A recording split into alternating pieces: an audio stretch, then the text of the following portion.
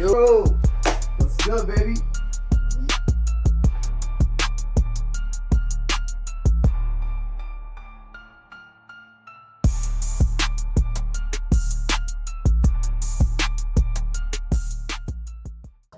My name is D.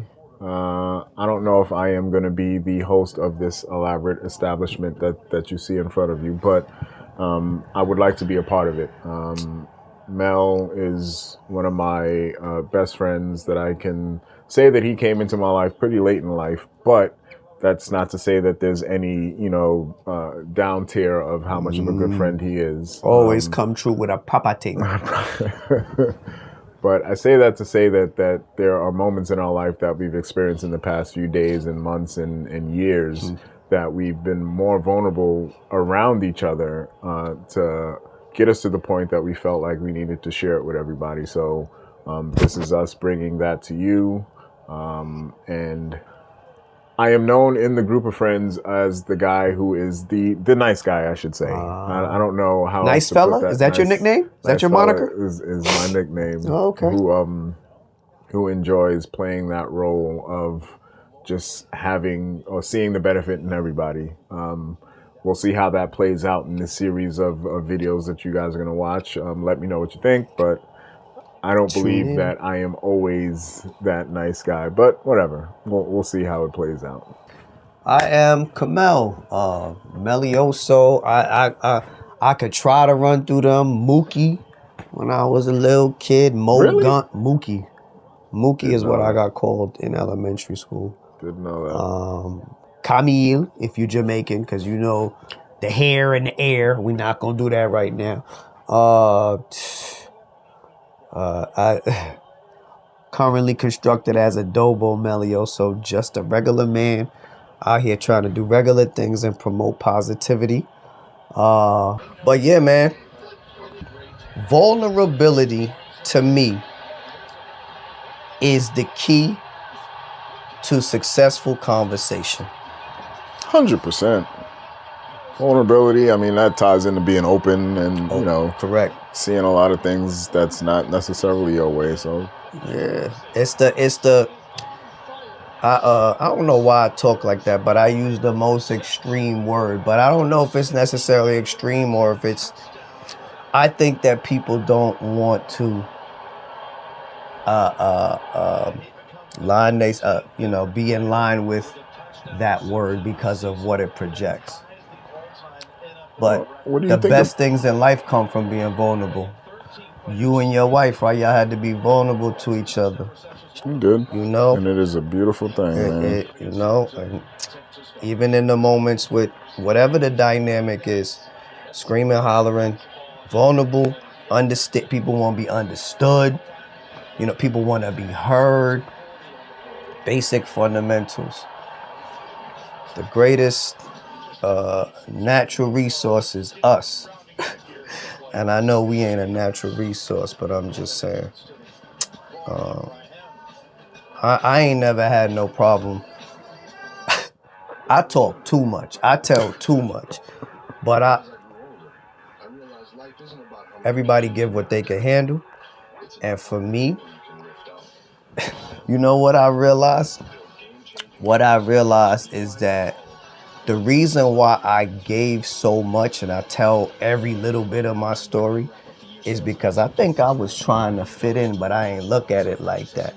So something that start when you a little kid, like for me, yo, chill out, okay? Stop. I was always little. And for me, size has always been a factor in two ways. My stature and my nose. One I got over because the jokes can only go so far about the nose.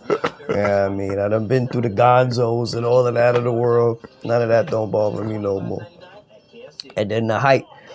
And then, like I said, mentally, my brain be firing like at a high volume. And so I think the lack of what I felt like I was missing, it actually helped or contributed to me becoming the person that I was, because the jokes and all that. That was my way to fit in, right? And you know, grows into an adult thing, and now I don't even think about it. But that's really where that stemmed from, was wanting to be like everybody else, to realize I'm not like everybody else. And nobody should want to be like the next person, right? But you want to be comfortable. I'm used to crawling in a hole, dying for the day, and then remorph like a beautiful butterfly. I don't fear meeting new people, because it's I know the aura that I carry, and I be walking around all goofy all day, giggling, joking. Yo, I used to go to people and be like, yo, what you be thinking about all day? Because I'm trying to see if my mind is operating properly.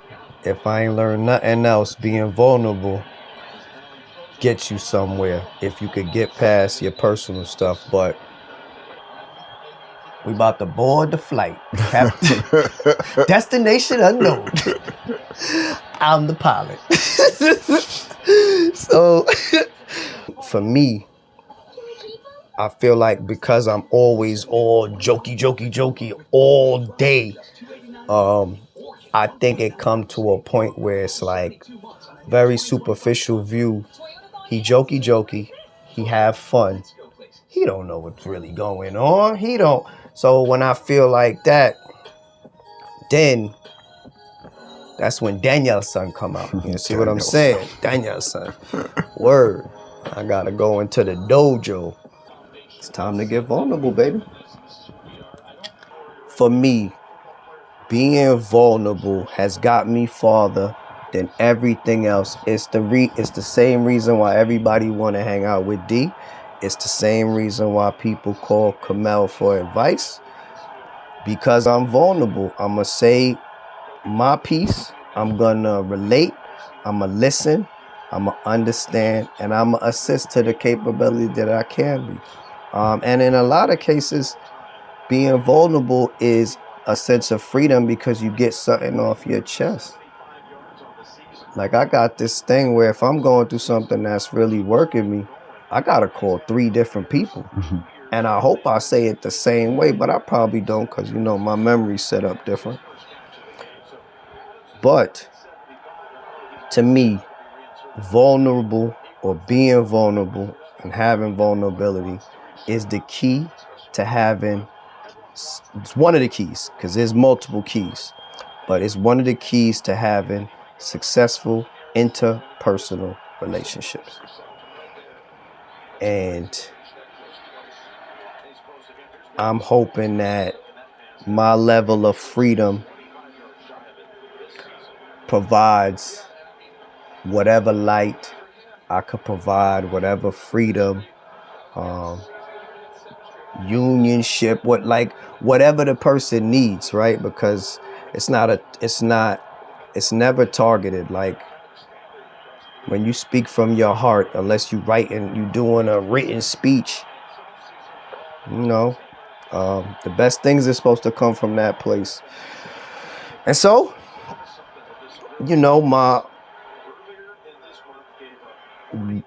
the blessing and the curse, but the blessing in being able to read people to an extent is seeing past the superficial and true understanding of a person.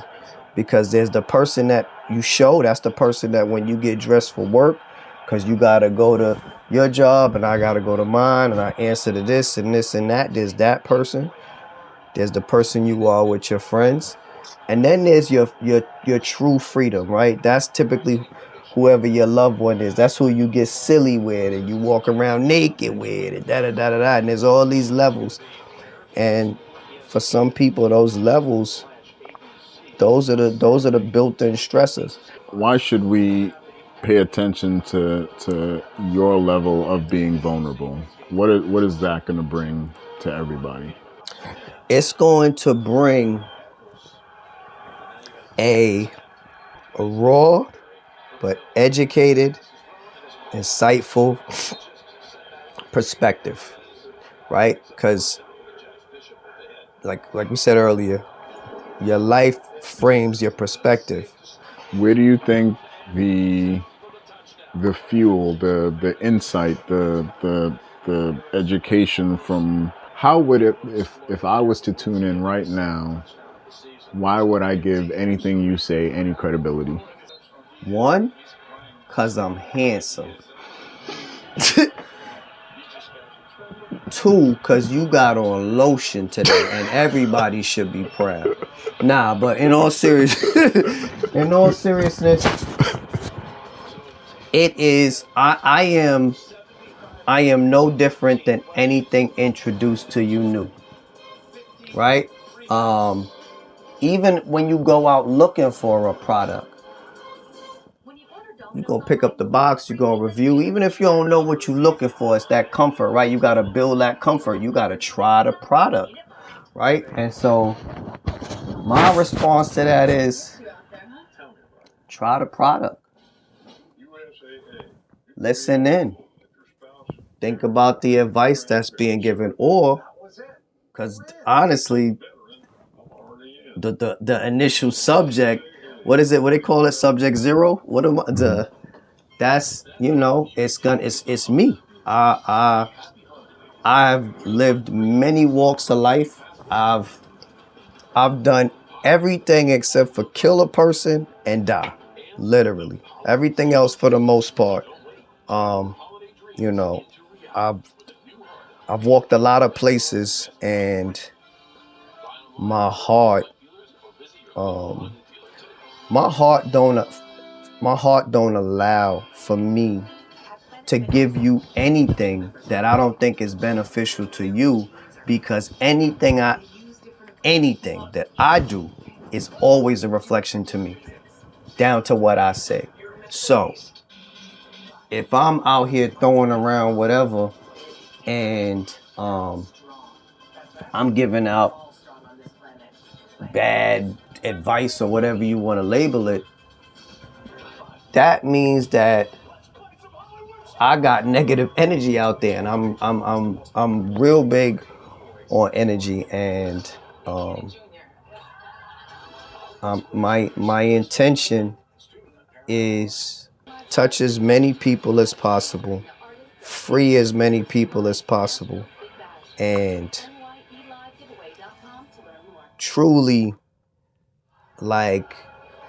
take some of the social constructs that cripple the world, race and all that other stuff, take that out, and let's just talk about what you experiencing, what you feeling, why you feel like that, and a true diagnosis, right? Because a lot of the things that we go through in life is more so, it's not even that we don't know it. There are those people that are blind and you like, yo, what are you seeing? Because we see it different.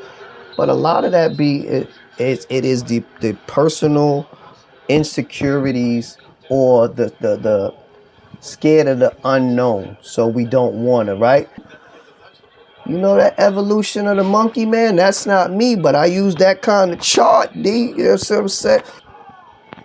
I don't know if you know this, D, but people think I'm a know-it-all. I don't know where they get that from. But with a know-it-all mindset of just being a person that... Wait, people think you're a know-it-all, or you think you're a know-it-all? You think, which one? Some of it is perception and some is what you tell yourself. That, my friend, is the right question. And so I would like to believe that whatever aura I'm giving off, I like to think that I'm one of those people out here trying to restore the human race. Now, I did say I was arrogant. I was about to say, that's a lot of weight on your shoulders there, buddy. Huh?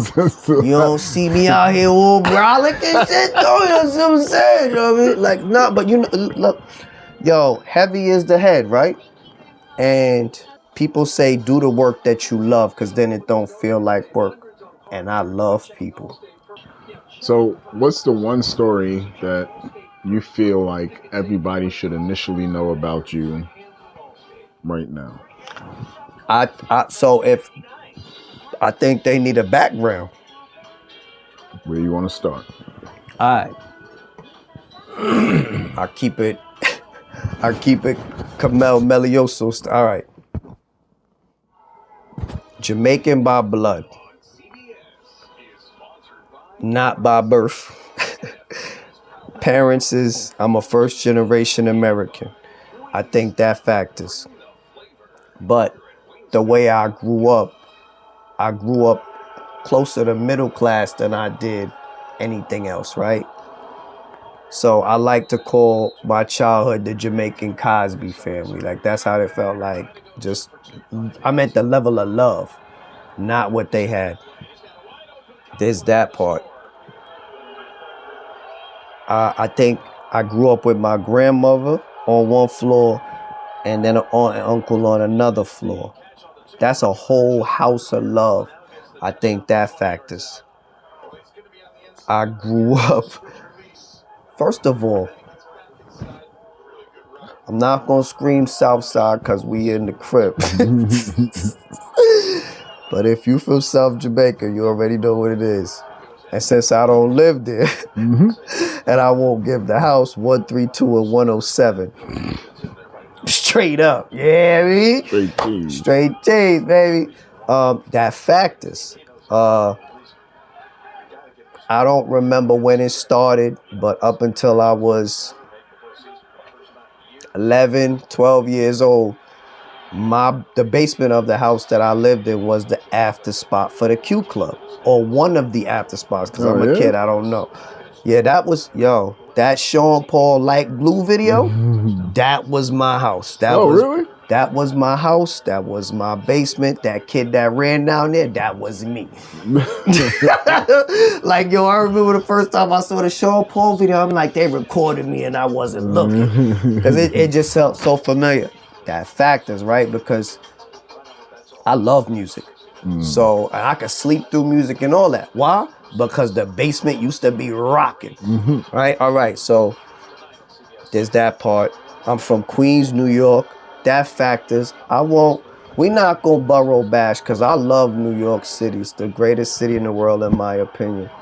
But I'm from Queens, New York. That factors.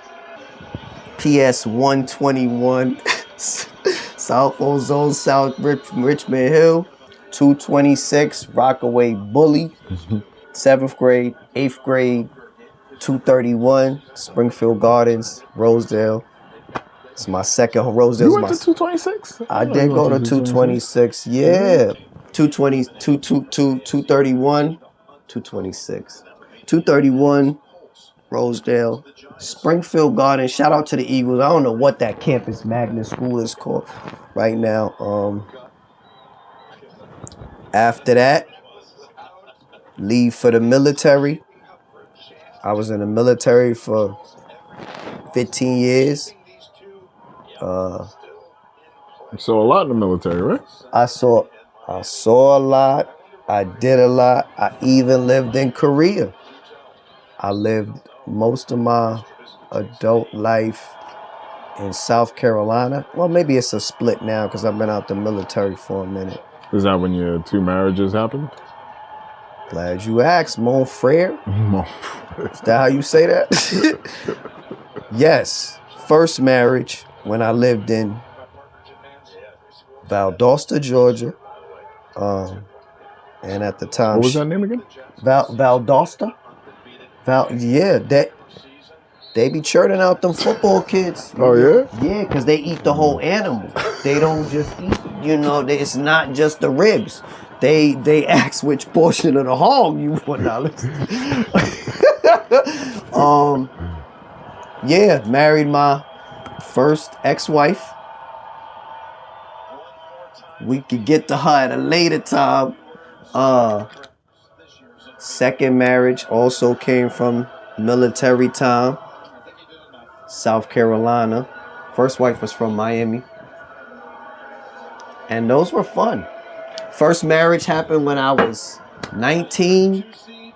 Second marriage. Got married at 19. Yo, when I was a kid, I saw the picket fence in the family. At 19? Yo, my mother and my father was married at 22 and 24. 2 marriages. Are you a valid source of vulnerability from marriages? Is there anything else that might make you vulnerable? That's a piece of it. That's a big piece of the puzzle. That piece stems from the loss of my mother, which we could talk about that later as well. But I think that's a strong piece. I think I chased love to replace my mother. And military was guidance because I was out of control. Still am in a lot of respects. And I think the building blocks, jagged or however you want to label them, I think the initial rollout was my nature, which was just to be nice and gentle and that. Oh, son, I used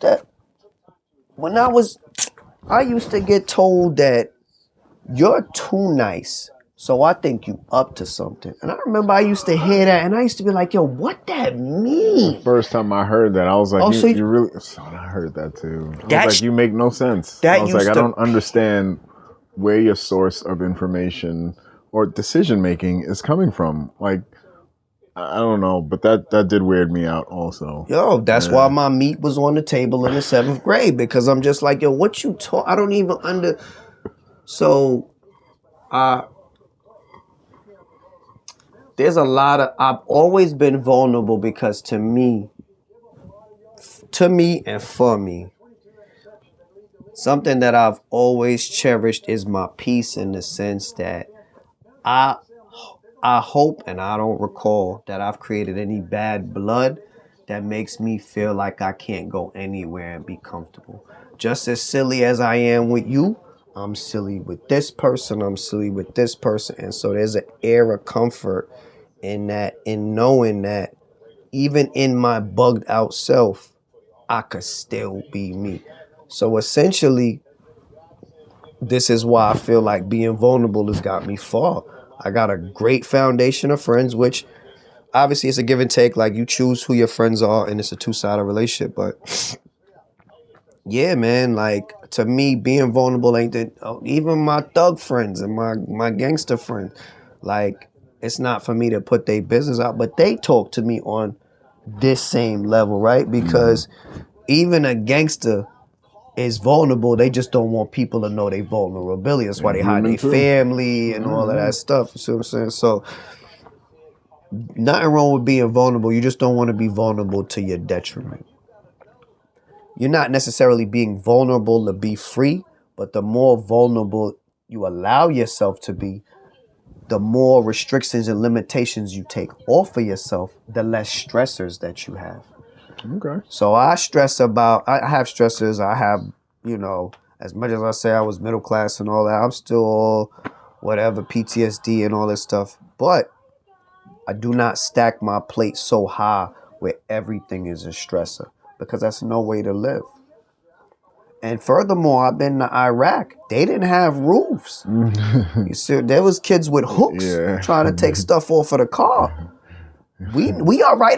A homeless person over here might be better than a person with a home in Iraq. I don't doubt that. So, like, sometimes those small glimpses, that's another reason why I love Korea. No, nothing negative to say about Korea, but it was another person's culture, right? So the things that I could complain about is only because that's just not what I was used to. But to them, they could hawk 2 spit right there by your feet and it ain't nothing because they had to spit. And your feet is not of relevance, their comfort is, right? But that's how the whole country operates, right? And so, it is all the mental makeup. It's the reframing of your perception. And I believe that vulnerability is the way, without leaving yourself out of the equation, because that is the thing that I think like people like, or in the likes of me and you, we struggle from. We're vulnerable to everybody, and that's okay, but we will do it at the detriment of ourselves. And so I want, bottom line, wrap it up real quick. I want people to see a fly dude. Excuse me. I don't lack confidence. I am what I am, and I'm not what I'm not. And because I was little, this is the blessing of, if there was one, the blessing of being little and having the short man syndrome is that I had to teach myself that I am who I am and I can't change it. So be the best version of me. And that might even be why I give everybody, it could be a trauma reaction, right? But I'm not looking at it like that, and I'm no doctor, or but for me, I'm just like, all right, so I look at a person like you the average height of a man, I'm the average height of a woman, I'm out the gate losing. Real rap, I'm 5'5". If you look it up, see you laughing. I thought you loved me. There is scenarios in life where you should look at the outside perspective. You need to factor in your perspective. And then you have to have some level of truth with yourself, or you have to have a sounding board. Because a person with no sounding board cannot correct themselves. That's what I had to learn about myself. Right? Like, I can't be Mr. Know-It-All and not have people that's willing to tell me about myself. And so you thought you were Mr. Know-It-All? I still am. I ain't never say I took the crown off. I just, it's not, I can't help what I like. If I can help, I will. If I can't, I won't. And I've been through plentiful walks of life to where I have a wide range of emotion, investment, time, and all of these different reasons. And so I just, the spice of your life, or the spice of my life has been determined by the walks of my life. And that's the give back. The give back is ride with me. And I promise I'm going to ride with you because it's 100% all the time. And, I don't indulge in lying. I ain't saying I haven't lied. I feel like everybody tells lies through their life for various reasons, good and bad. But I am here to provide insight that I believe can help relieve, reassure, build confidence. So that's the goal, D. What you think about that? You ready to get vulnerable? Always. Yeah? Man in the mirror. Man in the mirror. And hence, this is why I don't expect nobody to be me. I'm not saying I want a billion stands. I'm not saying it. But for whatever it means in your language, your way, and not to your detriment and not all the time, right? Everything is about person, place, time, all that stuff. To your advantage and not at the disadvantage of others. There's nothing wrong with being vulnerable. We're not out here, some of us, we're not out here waging war and all of that stuff. We out here trying to get by, right? And while we get by, we want to be okay. And being okay is about your mindset. So how do we achieve that? How do we get to your optimal level of okay? What is the path? What are the steps for your path, right? And part of being vulnerable is not, being the ultimate sacrifice for a scenario to finish the way you want it to finish. It's understanding that the scenario has so many different options and so many different outcomes, and you may not know it. You can't see it. You can't predict it. Somebody else has got to see it. Somebody else has got to be involved. Somebody else has got to react a certain way in order for things to be acceptable for you. Being vulnerable means you have to accept that things are not going to go your way. You have to accept that you're going to be hurt. You're going to be upset. You're going to be sad. You're going to be happy. You may be happier than you've ever experienced before. One of the happiest moments in my life is my daughter being born, and I didn't realize I can be that happy until it happened. Yeah, you was at the feet or by the hands, though. Because at that feet, I don't know if you're going to feel like that when they start chopping and all that. It's not pretty. So part of being vulnerable is that. And I think part of our definition, our reasoning for doing what we're doing is because we want people to understand that that is what vulnerable is. It's not a negative term, and we want you to accept that vulnerability is something that everyone should have in their life, and how to embrace it, how we embrace it, how we react to it, how we respond to it, and how we interpret that information, because it's an ongoing cycle that continues on even after you've accepted that information that you are being vulnerable. How does other people perceive that information and how they react and so on? So we hope that you guys accept what vulnerable is, vulnerable the podcast. I hope that you accept what it is. It's finally here, baby. It's finally here. And that you take the ride along with us. If there's a moment that you want to be vulnerable, let us know. And we can try and incorporate that. Absolutely. That as well. Future goals, right, my man? Future goals is to have a source where we can directly speak to people and, open conversation, open heart, and run with emotion. Not the wrong emotion, but, I hope that both you and I, 100% you, 100% me, I hope that we can be vulnerable together in a way that promotes a more healthy lifestyle. We're not therapists. I'm not seeking to achieve that. Seeking to achieve an outlet, another arena where you can discuss your feelings, where you can get through. There are moments on us that weigh on us in life that sometimes make things difficult. And the worst burden is the one that you feel like is the worst.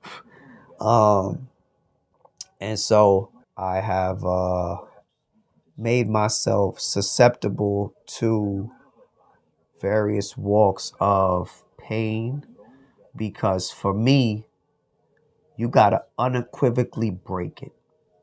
I do not want to believe that you are what you're showing me. And so people like me and you, we stick around for a long time. That's the captain part. Where everybody, I ain't gonna stick around for that. But no, I don't want to believe that. And people make mistakes, right? So, that's me. I am always kind-hearted. I am always open-minded. I don't like dares, primarily because I usually do them. So I'd appreciate that part not being exercised. And God honest truth, I love people. Not everybody, but I love people. And if you are willing to take this ride with me, I believe that this can help people in the masses, to include myself, exercise some of the things that we're holding on to that just might be unnecessary, or maybe we just needed to hear it from a different voice, because sometimes even the voices in your circle sound so loud you don't even want to listen to those. And so buckle up. I kept the idiot tucked in the back. I pull it out later. I'll make sure we keep Jergens on the table.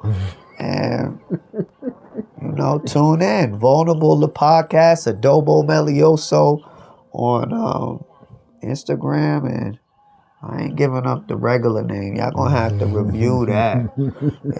Go find me. This is our little hide and go seek. And yeah, we ready to start this 2025.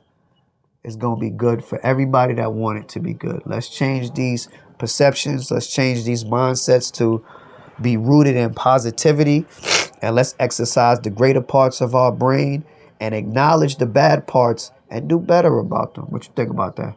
I agree. Sound like a plan? It sounds like a plan. So guess what? We should move forward to. I think we should do it, and I think we did it. We did it. Congratulations. Right? On camera. Yeah. On camera.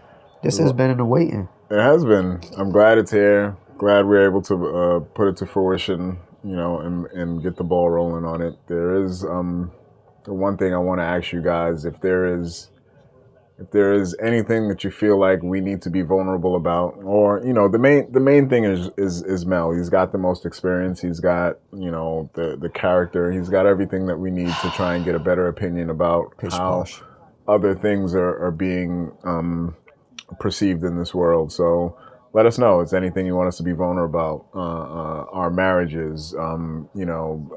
Comment with topics. Comment with topics. That would be interesting. Yeah. I got stories. Marriages, friendships, work life, the places that we've been through. And Catfish. Did that too. Catfish, good God. 3 times. The different cultures that we've experienced and that type of life. Our relationship with our mother, family, kids, siblings, cousins, things like that. We're a West Indian family, so yeah, our cousins are just as close as our siblings are. So keep that in mind as well. So I don't want to end like this, but you see how you ain't say you was Trini to the bone? You see what I'm saying? Yard man thing over here, so I don't know what that man y'all deal with. See me? Oh, tune in, lock in. Let's do this. Let's get vulnerable, baby. 100% all the time. 100%. We out of here.